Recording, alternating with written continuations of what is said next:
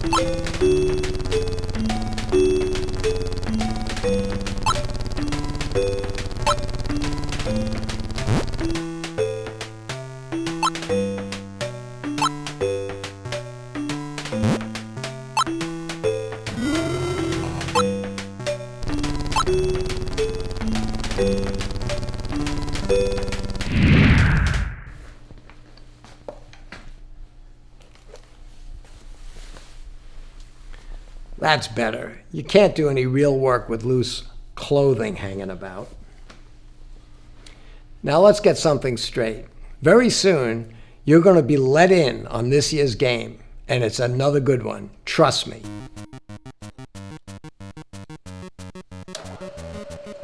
Now we want you to be successful. The world needs more capable, smart, young innovators. First team members have been 2 steps ahead for many years now, taking a hands-on, real-world experience that we give them out into the workplace. They're innovating in the world of technology, design, manufacturing, and making an impact. I know, because I see them, I meet with them, I work with them, and best of all, I hire them. My best ideas come when I'm enthusiastic, when I'm optimistic, when I'm talking to the first community. Then you got to go back to the shop and turn those ideas into reality. It's tough, it's frustrating, but somebody's got to do it. It's probably you. Now look, I understand the big problems are going to be really hard to solve. And I understand you'll probably fail along the way. In fact, many times. I've failed at more things more times than most people I know. It doesn't matter how many times you fail, especially when you're trying to do something that nobody's ever done, and it's difficult and it's important.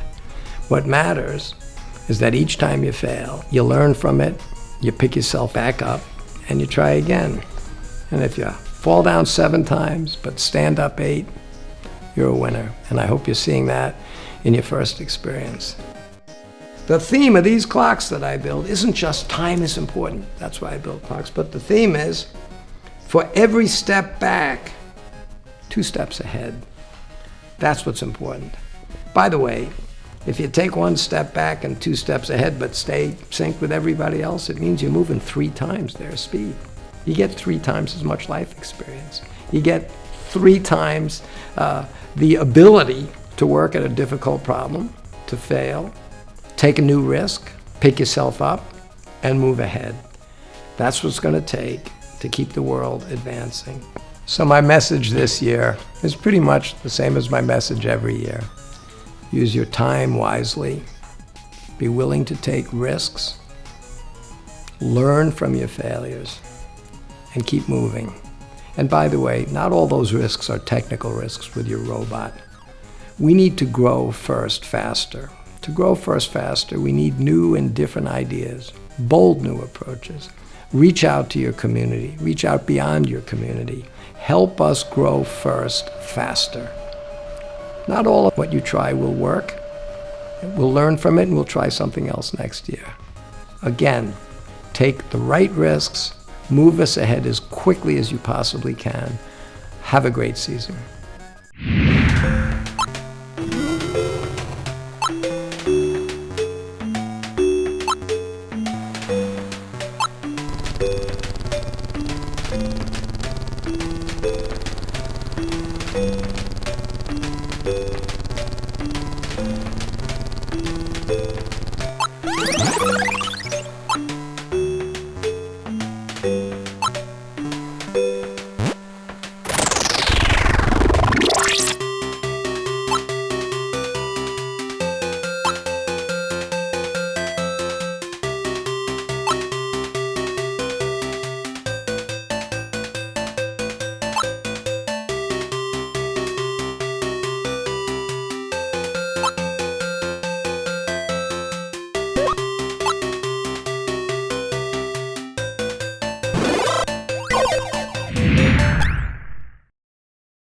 Welcome to the 2018 First Robotics Competition and this year's game, First Power Up.